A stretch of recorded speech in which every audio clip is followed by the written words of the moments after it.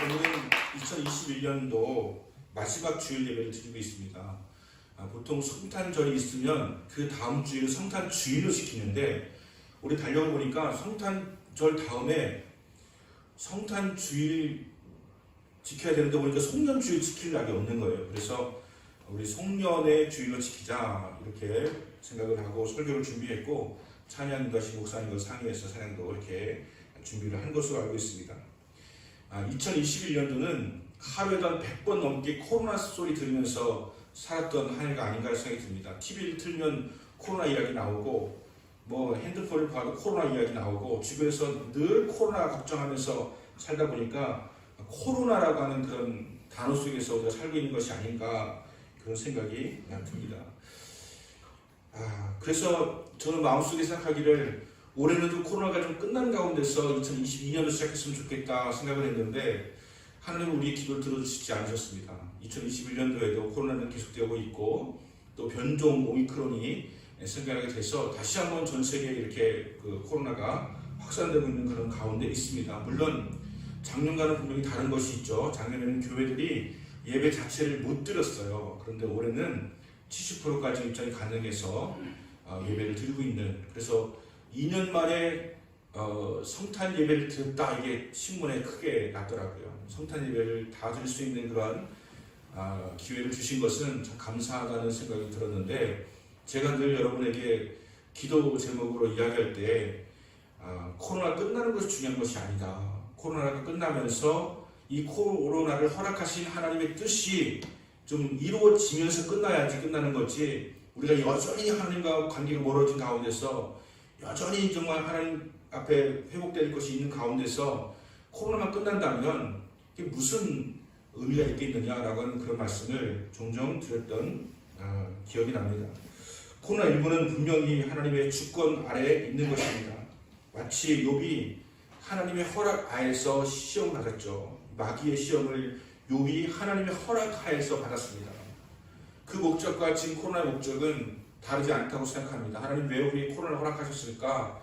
물론 각 분야마다 다른 해석이 있겠지만 저는 그렇게 생각합니다. 첫 번째는 어떠한 상황에서도 주님을 부인하지 않고 믿음으로 살아가는 것을 우리가 증명하기를 주님 원하신다고 생각합니다.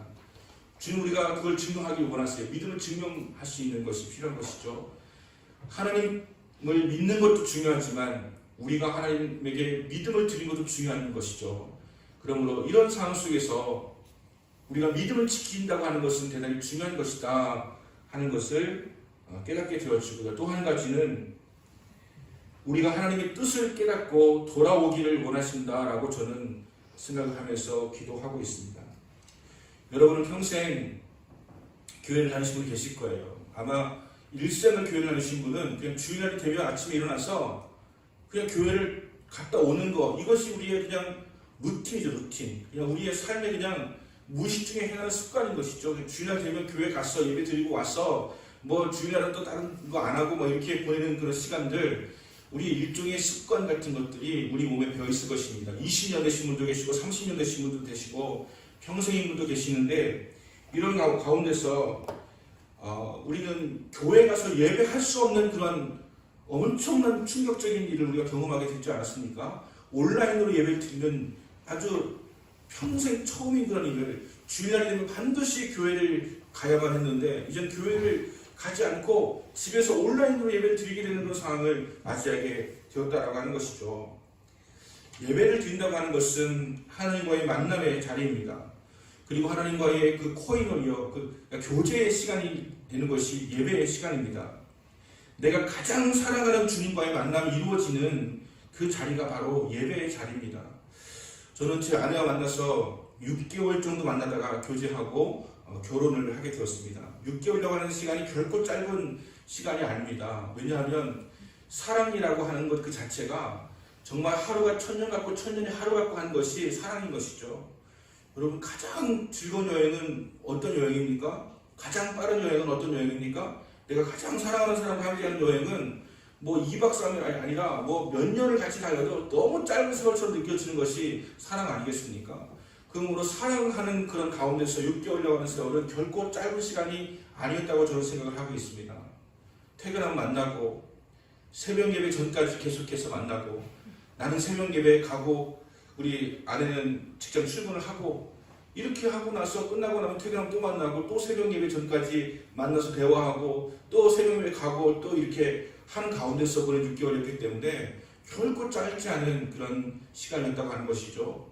그리고 나서 그 출근하고 또 비어있는 그런 시간이 되면 내가 어젯밤에 무슨 이야기를 나눴는지를 다시 피드백을 해보는 거죠. 다 생각이 납니다. 정말 한 단어도 빠지지 않고 다 생각이 날 정도로 생각이 이렇게 나는 거죠. 그리고 스쳐 지나가는 말로 한 것도 어떻게 할까라는 생각이 드는 것이죠. 스쳐 지나가는 말로 이렇게 만약에 얘기를 했다면, 에고 춥다 이렇게 했다면 저는 이분을 위해서 장갑을 사줘야 되나 목도를 사줘야 되나 이런 생각을 하는 거죠. 그래서 그걸 갖다 또 사가지고 그걸 전해주고 이렇게 하는, 스쳐 지나가는 말로만 해도 그냥 이렇게 그 하고 싶은 마음이 드는 것이 사랑하는 것 아니겠습니까? 그런데 우리가 주님을 사랑한다고 한다면 사실은 바로 이런 현상이 나타나는 것이 정상입니다. 주님을 보고 있는데도 보고 싶은, 보고 싶어서 너무 그리워서, 그래서 언제든지 주님을 만나고 싶고, 만나고 있어도 보고 싶고, 보고 있는데다가 말씀하시면 그 말씀을 이루어드리고 싶고, 더 알고 싶고, 이런 것이 사랑의 현상인데, 우리가 믿음 생활을 20년, 30년 평생 하다 보니까 이제 그 사랑의 감각을 잊어버렸어요. 주님이 내게 어떤 말씀 하시는지 궁금해지지가 않게 되었어요. 여러분, 어제 우리가 성탄 예배를 드렸는데 혹시 어제 저를 통해 주시는 하나님의 말씀을 기억하십니까? 어제 올려드렸던 찬양을 기억하십니까? 민경민 그 성도가 한 거 말고 우리가 올려드린 찬양 기억하시냐고요. 이 찬양은 내가 하나님께 드리는 찬양이었는데, 내가 한 고백이었는데 우리는 그걸 기억하지 못합니다. 그분이 하신 말씀을 기억하지 못합니다. 왜냐하면 이제는 그냥 예배 드리는 것이 습관화가 되어가지고 더 이상 예배에 의미를 두지 않고 있기 때문에 내가 드린 고백, 주님이 나에게 하신 말씀 기억나지 않고, 찬양도 모든 게 기억나지 않아요. 기억나는 것은 어제 성탄 선물을 받아가지고 갔는데 보니까 왜 스타벅스 로고가 찍혀있는데 참 촌스럽다, 그런 생각이 들어. 남자분들은 그 받아서 그렇지 않았을까 싶은데 나머지 5켤레는 참 괜찮은데 스타벅스 로고가, 이런 생각, 뭐 여러분 똑같이 생각했다는 것이 아니고, 우리는 받은 선물 이런 것을 기억하면서 주님께 드린 예배, 주님께 드린 고백, 주님께 받은 말씀, 이런 것들은 잘 생각나지 않는 그런 습관화된 예배, 기계적인 예배를 드려왔던 것이 아닌가라고 하는 것이죠. 저는 이번에 코로나를 통해서 주님께서 강제로 리셋 버튼을 누르셨다고 생각합니다.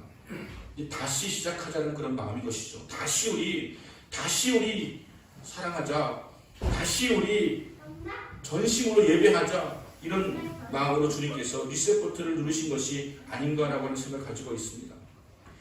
오늘은 송년 주일입니다. 2021년 마지막 주일 예배를 하나님께 올려드리고 있는 것이죠.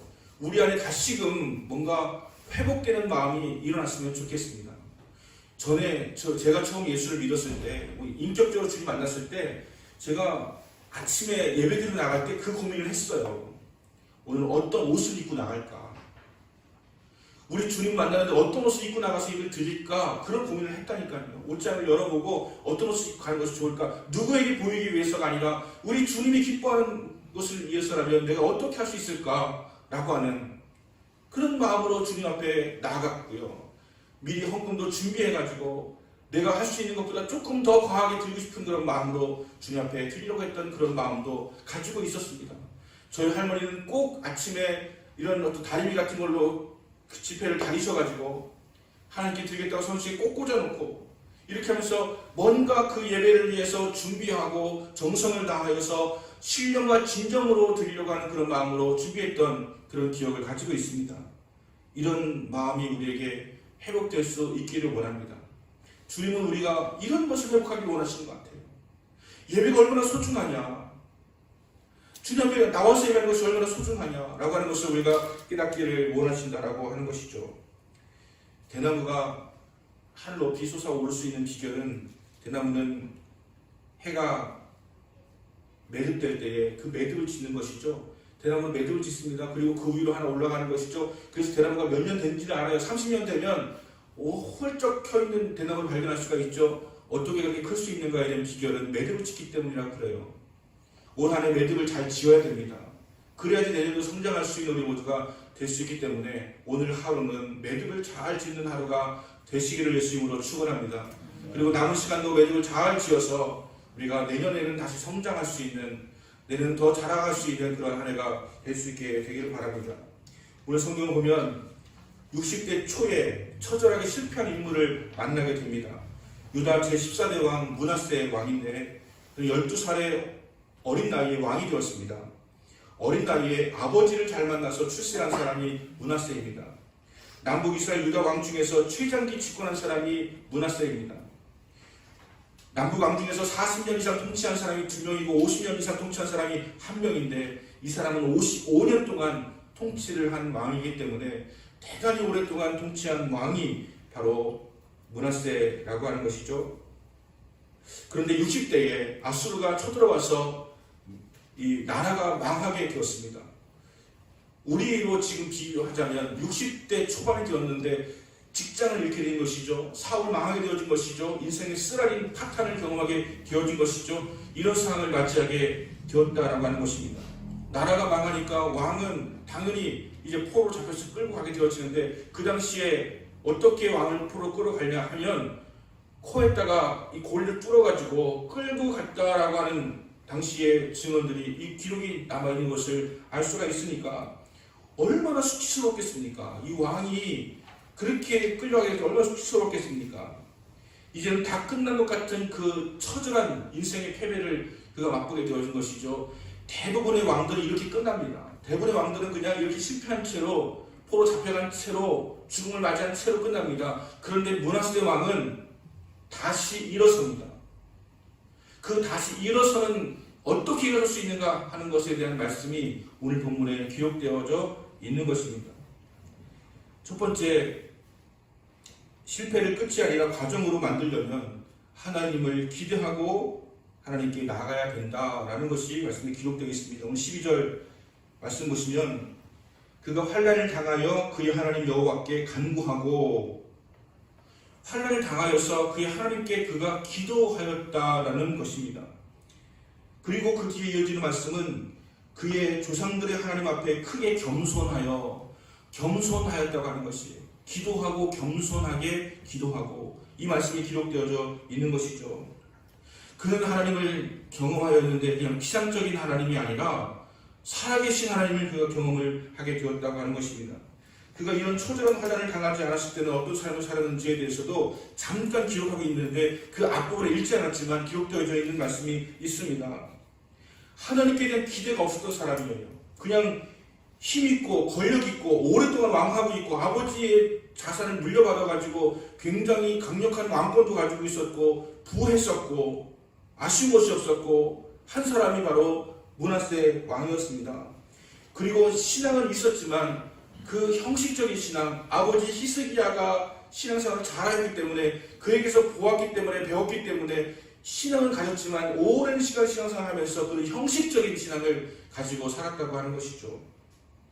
그러나 그는 하나님을 형식적인 신앙 가운데서도 하나님을 무시했다는 것입니다. 10절 말씀 보시면 여호와께서 므낫세와 그 백성에게 이르셨으니 그들이 듣지 아니하니까, 듣지 아니함으로 므낫세가 듣지 않았다고 하는 것입니다. 여러분, 우리가 신앙생활을 오랫동안 하고 있는데 형식적인 신앙만 있고 듣지 아니하는 신앙생활을 하고 있다고 한다면 우리 므낫세와 다를 것이 없는 것이죠. 듣지 아니하였다라고 기록하고 있습니다. 영적으로 그 조강지처를 두고 바람을 피우는 것 같은 이 하나님 앞에서 우상을 숭배하고 다른 신을 섬기는 것은 바로 그렇게 비유할 수가 있는 것입니다.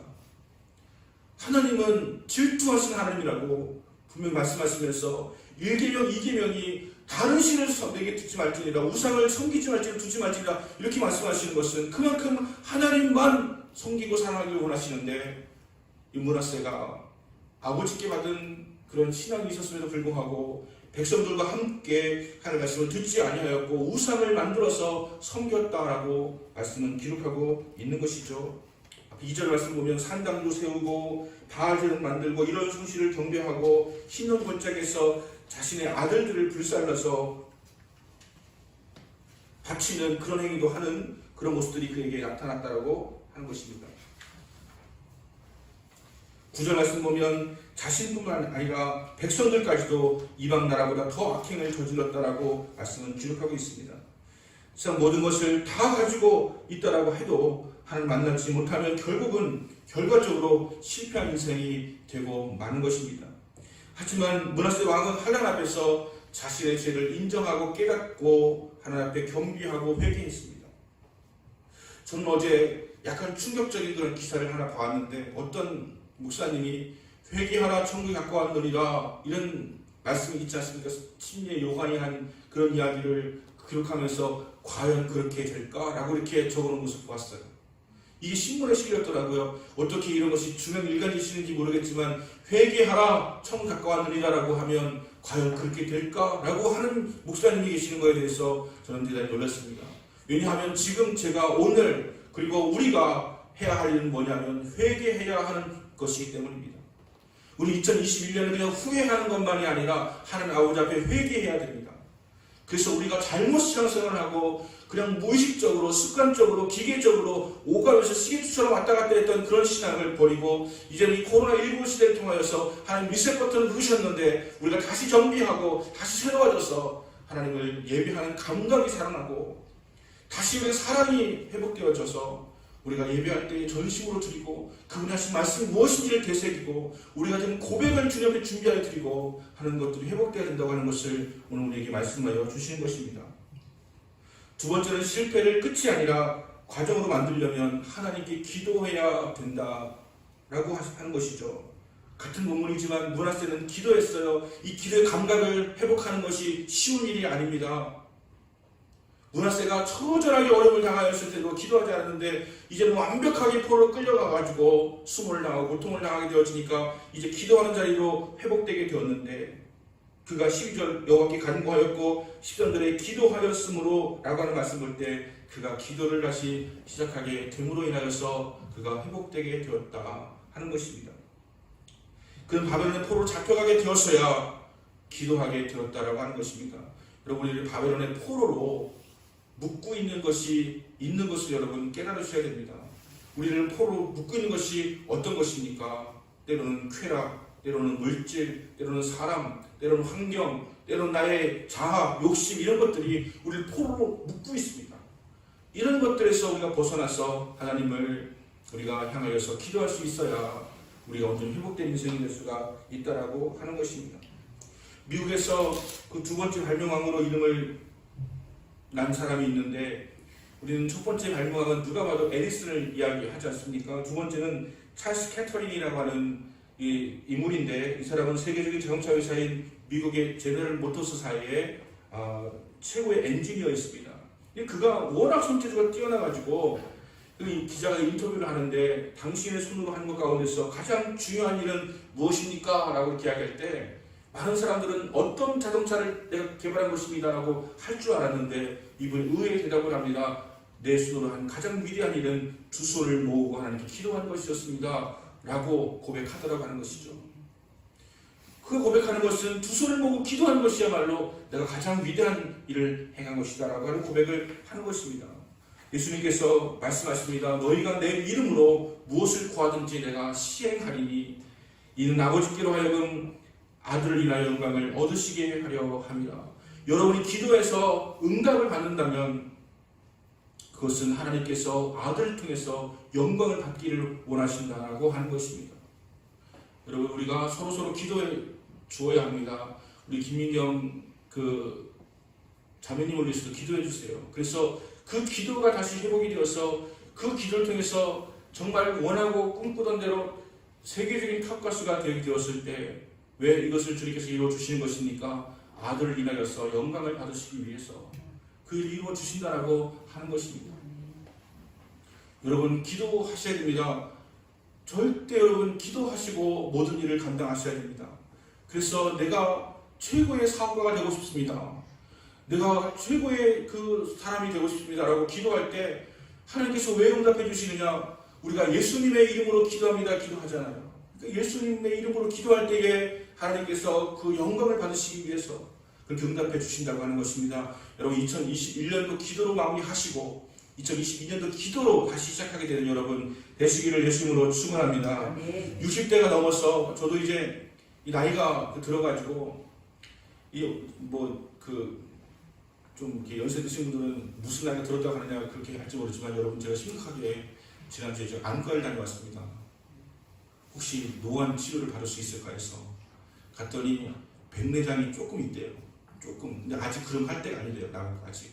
나는 뭔가 지금 원고가 10.5%로 하고 있는데 이게 그저 10으로 보다가 10.5%를 하다 보니까 야 이게 안 보기 시작하면 이제 어떡하나. 최근 이거 돋보기 작지 않습니까? 그래가지고 돋보기를 쓰면 깝깝해가지고 돋보기 쓰기도 그렇고 그래서 아예 노안 하면서 이렇게 할 수 있는 이들한테 갔더니 아직 할 때가 아니래. 그냥 심각한 건 아닌 거예요. 그러니까. 그런데 나이가 들어가면서 자꾸 뭔가 꿈을 접게 되는 것들이 생겨나게 되는 것 같아요. 이제서야 뭘 할 수 있겠나, 무슨 공부를 할 수 있겠나. 하나님께서 저를 이렇게 좀 세워주셔가지고 너무너무 감사한데 좀 나이가 드니까 뭔가 한계가 있구나. 걷는 것도 뛰는 것도 이것도 옛날 얘기지. 저 여러분 그냥 우스갯소리지만 여기 이렇게 오토바이 주지만 이렇게 세워놨잖아요. 이렇게 세워놨잖아요. 저는 만약에 10살만 젊었으면 그냥 뛰어넘어내놨을 거예요.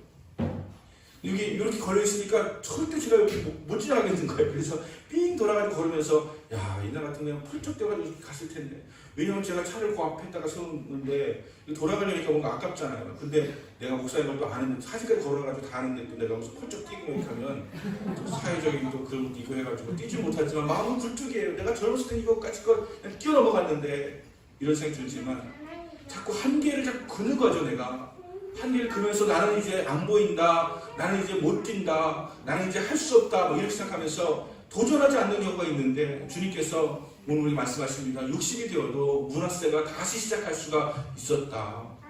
다시 기도해라 라고 하는 것을 말씀하고 있는 것이죠. 미국의 금융자본가인 JP 모건은 60세를 지나서 새 출발을 했다고 합니다. 링컨 대통령도 50세가 지나기까지 대통령 자격도 못 갖춘 사람이었다고 이야기합니다. 계속해서 낭망하고 떨어졌기 때문에 늙은 그릇에서도 물은 끓습니다. 션샤인 잡지에 의하면 세계 역사상 최대 업적의 35%는 60세부터였고 70세 이상 노인들에 의해서 60세부터 70세까지 이루어졌고 23%는 70세에서 80대, 6%는 80대에 의해서 성취가 되었다고 기록하고 있습니다. 오히려 절반 이상의 사람들은 60대 넘어서부터 오히려 최고의 성취를 가졌다라고 하는 것입니다. 여러분 결코 낙심하지 마시고 일하시기 시작하시기를 바랍니다. 우리 교회 가장 열쇠 높으신 분들도 다시 도전하세요. 나는 하나님 90대까지 피터 드러커가 92세까지 최고의 경영가로서 하다가 미술을 시작해가지고 하지 않았습니까? 90이 되어도 도전할 수 있는 것이 인생이다라고 생각할 때 여러분 60세의 문화세는 다시 기도하는 것을 통하여서 다시 시작하여서 위대한 성문으로 남게 되는 놀라운 은혜가 있게 되었는데 우리들도 마찬가지로 다시 여러분 꿈을 꾸시기 바랍니다. 2022년도는 여러모로 우리에게 참 중요한 해가 될 것입니다.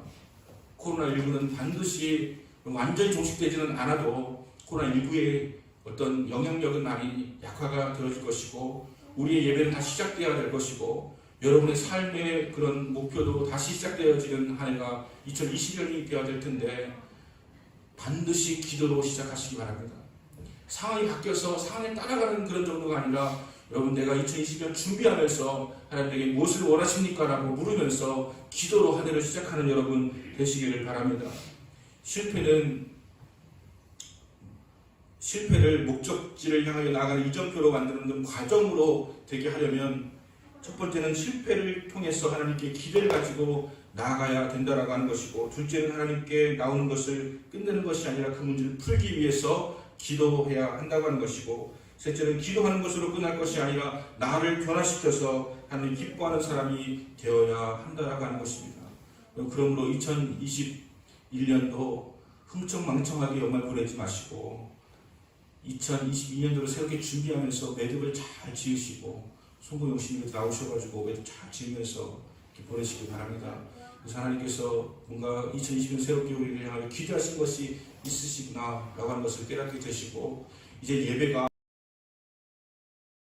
우리 예배를 우리 교회 성도님 예배를 너무 잘 들으세요. 다 예배를 잘 들으시는데 오늘 특별히 잘 들은 것 같아요.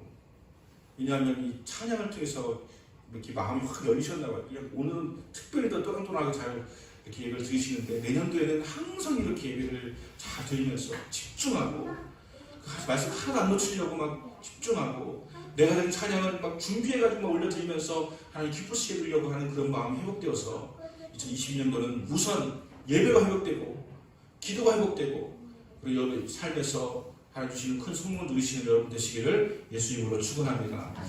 합심으로 기도하겠습니다.